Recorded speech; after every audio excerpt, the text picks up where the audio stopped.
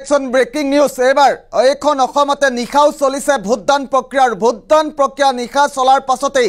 এইবাৰ ক্ষোভ উজাৰিছে জনতাই আৰু হাতত কেঁচুৱা লৈও শাৰী পাতি থিয় হ'বলগীয়া হৈছে মহিলা আৰু ঘণ্টা জুৰি কোন জনতা অপেক্ষা কৰিবলগীয়া হৈছে ভোটদানৰ বাবে মুহূৰ্তত জনাৰ চেষ্টা কৰিম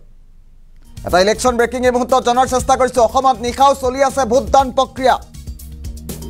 এটা গুৰুত্বপূৰ্ণ খবৰ এটা ইলেকশ্যন ব্ৰেকিং এই মুহূৰ্তত জনাৰ চেষ্টা কৰিছো বিকল ইভিএমৰ বাবে 5 বজাৰ পাছতো জনতাই দিব লগা হৈছে ভোট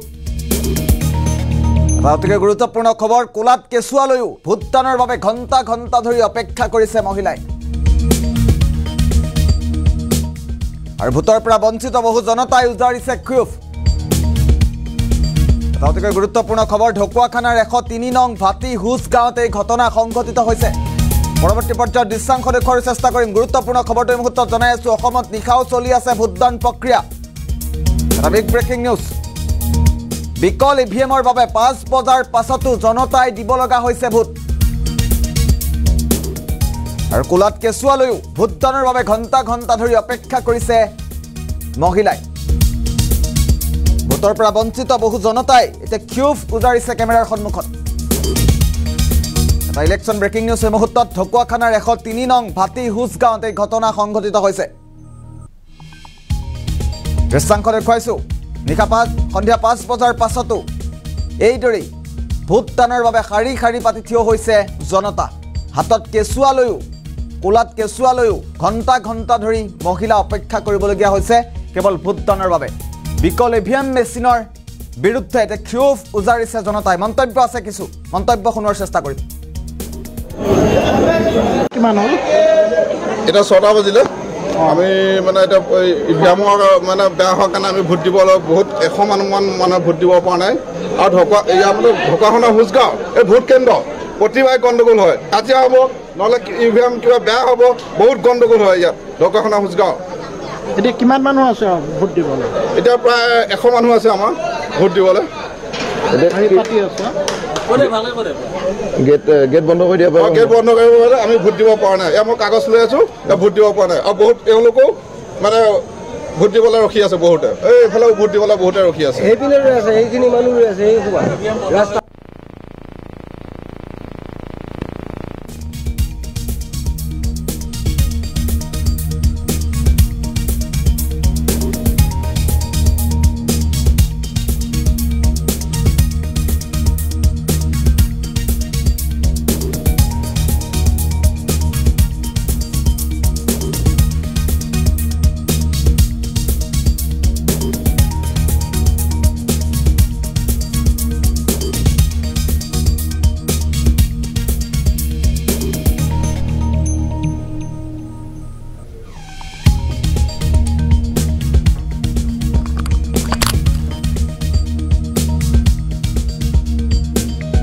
আমি ইতিমধ্যে উল্লেখ কৰিছো যে ভোটৰ পৰা বঞ্চিত বহু জনতা ইতিমধ্যে কেমেৰাৰ সন্মুখত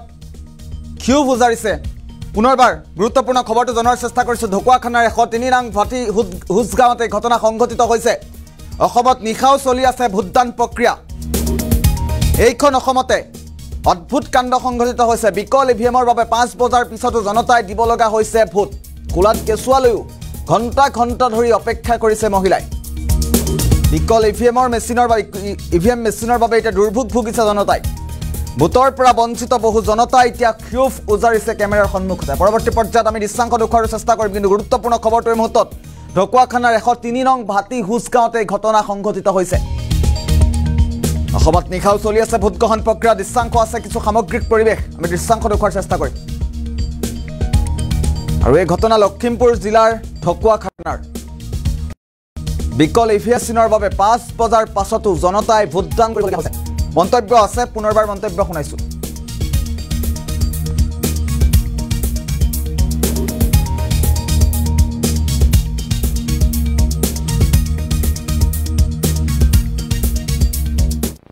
কিমান হ'ল এটা 6টা বাজিলে আমি মানে এটা ইভিএমৰ মানে বেয়া হোৱাৰ কাৰণে আমি ভোট দিবলৈ বহুত 100 মানুহ ভোট দিব পৰা নাই আৰু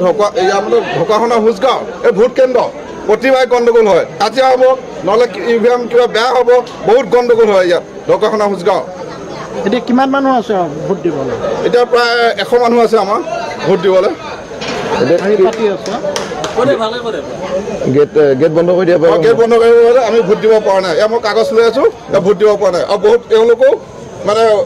ভোট দিবলৈ ৰখি আছে বহুতে এইফালেও ভোট দিবলৈ বহুতে ৰখি আছে সেইপিনে ৰৈ আছে সেইখিনি মানুহ ৰৈ আছে এই ৰাস্তা কিমান হ'ল